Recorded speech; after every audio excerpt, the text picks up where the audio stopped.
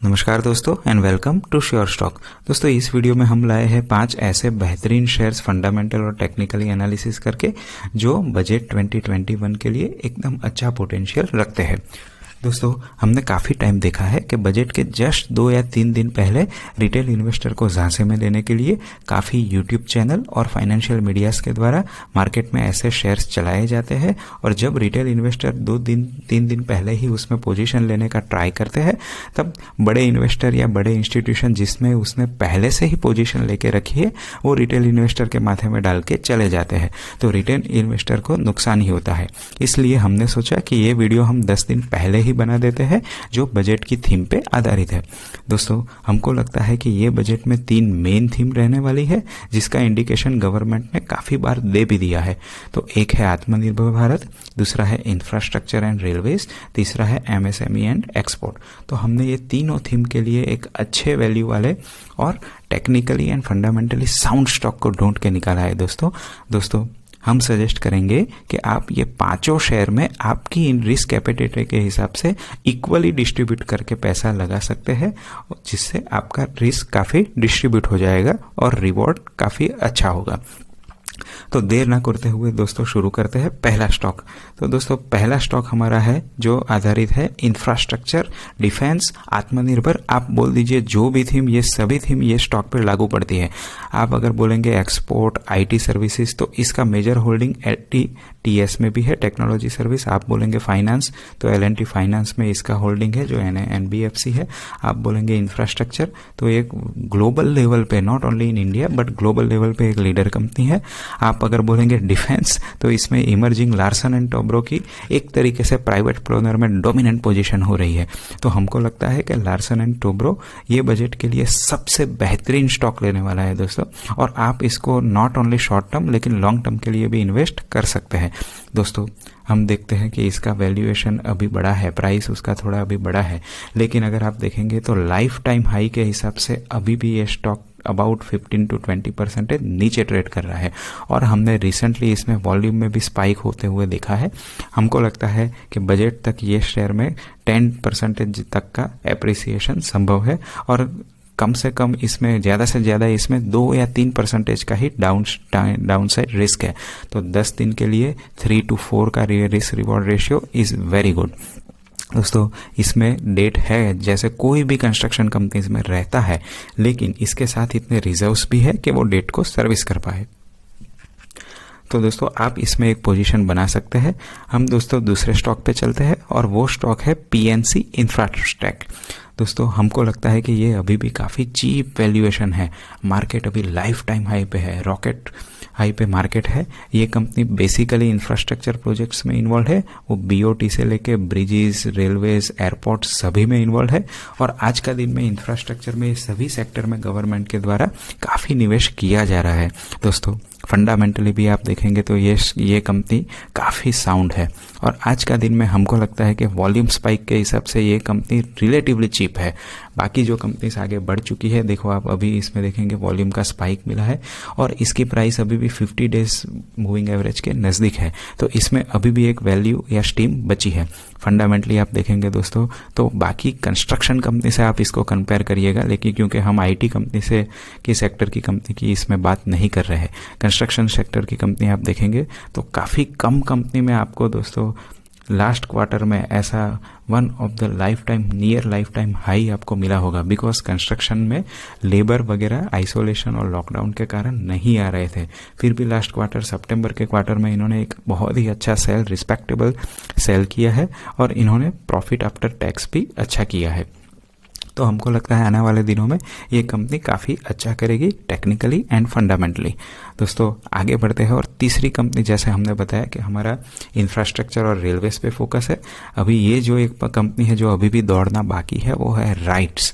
दोस्तों ये एक क्वाजी गवर्नमेंट कंपनी है और इनकी मेन सर्विसेज है रेलवेज के लिए जो बन रहे हैं ट्रैक्स या मेट्रोज, उसके लिए कंसल्टेंसी देना, इंस्पेक्शन देना और सर्विसेज देना टन की कंस्ट्रक्शन प्रोजेक्ट के लिए।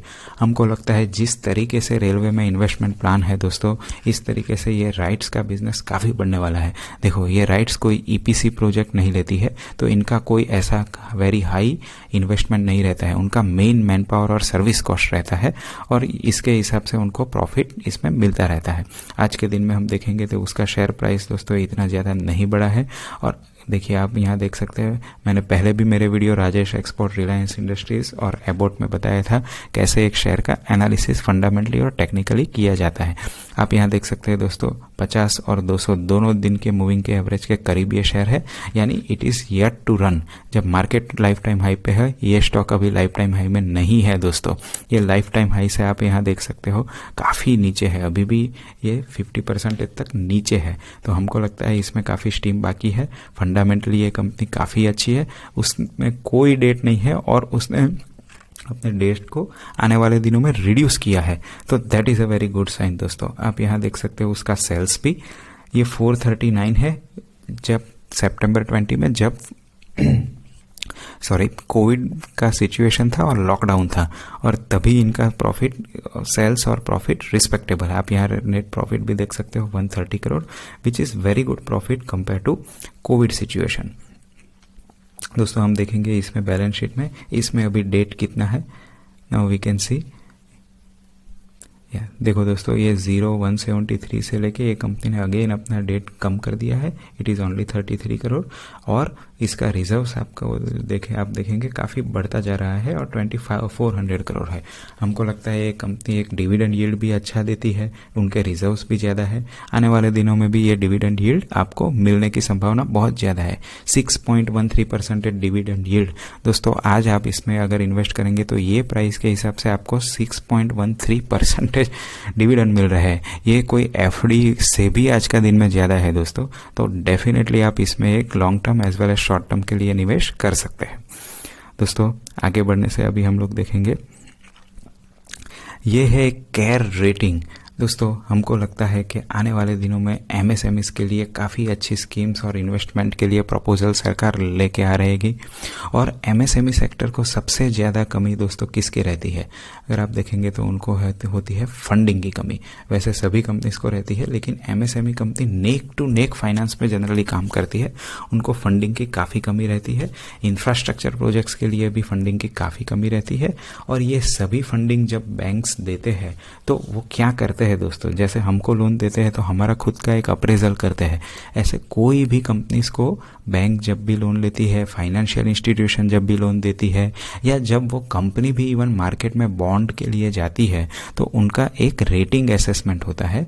और इंडिया में आप डोमेस्टिकली देखेंगे तो केयर रेटिंग लिमिटेड एक रेटिंग एजेंसी की फर्म है, जिनका main cost only human expertise है दोस्तों। इसमें और कोई ज़्यादा कॉस्ट नहीं है, ऐसा नहीं है कि बहुत बड़ा करोड़ों लोगों रुपयों का निवेश करके उनको कुछ प्रोडक्ट मिलेगा, ये मैन्युफैक्चरिंग में नहीं है। तो इनको रेटिंग के हिसाब से, and they also have about 30 to 35% market share presently. और आप देखेंगे दोस्तों, अभी तक कोविड के चलते उनके सेल्स ये साल में डाउन थे, और इसके चलते उसका प्राइस भी बहुत ज़्यादा बढ़ा नहीं है। अभी तक वो 52 वीक हाई पे नहीं पहुंचा है, जब मार्केट 52 वीक हाई पे हैं। और इसका आप डिविडेंड यील्ड भी देख सकते हो 3.82%। दोस्तों मैं ये नहीं बोल रहा हूँ कि कोई भी शेयर में सिर्फ आप इसलिए इन्वेस्ट करें कि उसमें डिविडेंड मिलता है, लेकिन डिविडेंड यील्ड भी एक इम्पॉर्टेंट क्राइटेरिया इसलिए है कि वो आपको एक प्रमोटर का एटीट्यूड बताता है कि प्रमोटर अपने प्रॉफिट को शेयर होल्डर के साथ कैसे डिस्ट्रीब्यूट करना चाहते हैं, उनमें कोई ऐसा एटीट्यूड है डिस्ट्रीब्यूट करने का या नहीं, तो एक अच्छा डिविडेंड है। और अगर हम लॉन्ग टर्म के लिए इसमें कंसोलिडेशन रहता है और स्टकअप होते भी है तो हमको डिविडेंड मिलता रहता है, तो एक अच्छी बात है दोस्तों। हम देखेंगे दोस्तों, इसका भी प्राइस 200 और 50 डेज मूविंग के रिलेटिवली करीब है। मैं नहीं बोलूँगा 200 के एकदम करीब है, लेकिन 50 डेज मूविंग के करीब है। और आज मार्केट जब लाइफ टाइम हाई है तो आप देखेंगे मार्केट में काफ़ी शेयर्स के प्राइस 50 और 200 डेज मूविंग से 30-40% अप है, while as per that compare to that this is a cheaper stock. दोस्तों हमने देखा इसमें डिविडेंड यील्ड ज़्यादा है, और जब भी डिविडेंड यील्ड ज़्यादा है और अगर डेट आपका कंपनी का ज़ीरो है या बहुत ही कम है, तो वो शेयर होल्डर के लिए बहुत फ़ायदेमंद है दोस्तों, क्योंकि जो भी प्रॉफिट आता है वो शेयर होल्डर्स के खाते में जाता है, वो डिविडेंड के हिसाब से हो, बायबैक के हिसाब से हो या यील्ड के हिसाब से हो।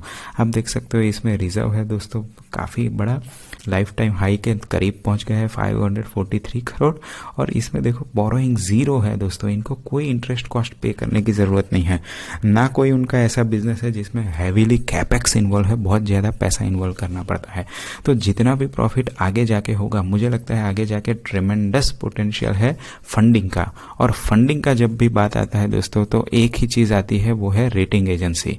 और अगर आपको मार्केट लीडर में चीप वैल्यूएशन में आज के दिन में इन्वेस्ट करने का मौका मिलता है तो we must take that opportunity.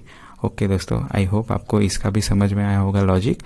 दोस्तों चौथा शेयर है L&T टेक्नोलॉजी सर्विसेज। हमने L&T के 2 शेयर लिए हैं। जो पहला लिया है वो हमने इंफ्रास्ट्रक्चर आत्मनिर्भर भारत के प्ले पे लिया है, लेकिन हमको लगता है कि ये स्टॉक उसके L&T टेक्नोलॉजीज एक यूनिक प्रपोजल वाला स्टॉक है दोस्तों। आपने TCS, महिंद्रा और बाकी काफ़ी IT कंपनीज, ओरेकल वगैरह सुना होगा, लेकिन अगर आप ये कंपनी का बिजनेस मॉडल देखोगे दोस्तों तो ये बहुत ही यूनिक है। ये electronically, digitally, embedment, data science, AI, machine learning, ये सभी related, apart from that software, IT service, ये सभी फंक्शन में इसका इक्वल वेटेज है, और काफ़ी इंटरनेशनल प्रोजेक्ट भी उनको अभी रिसेंट पास्ट में मिले हैं। तो दोस्तों हमको लगता है कि एक्सपोर्ट का पोटेंशियल आने वाले दिनों में गवर्नमेंट को बढ़ाना पड़ेगा, और उसके लिए India is known for service export. दोस्तों हम चाइना नहीं है, चाइना मैन्युफैक्चरिंग एक्सपोर्ट इकोनॉमी है, हम सर्विस एक्सपोर्ट इकोनॉमी है। तो L&T टेक्नोलॉजी का जब तक इंडिया है तब तक इसका ग्रोथ रहेगा। तो हमको लगता है इसमें एक बहुत ही बड़ा पोटेंशियल है, और आज का दिन में भी आप देखोगे दोस्तों तो ये शेयर सिर्फ 2.5 टाइम्स बढ़ा है। मैं सिर्फ बोल रहा हूँ क्योंकि काफ़ी ऐसे अच्छे ग्रोथ स्टॉक है जो 4 से 5 गुना हो चुके हैं ये साल में सेंसेक्स के साथ, लेकिन अभी भी ये शेयर इतना ज़्यादा हम लोग नहीं बोलेंगे। 2.5 टाइम्स बढ़ा है, वो अच्छा है, लेकिन अभी भी इसमें स्टीम बाकी है। अगर हम इसका प्राइस पैटर्न देख रहे दोस्तों तो अभी हमको रिसेंटली स्पाइक मिला है उसका वॉल्यूम में, और अभी it is going towards upside, 50 days moving और 200 डेज मूविंग के ऊपर है, लेकिन फिर भी हमको लगता है कि अभी भी इसमें 10% तक की स्टीम बाकी है।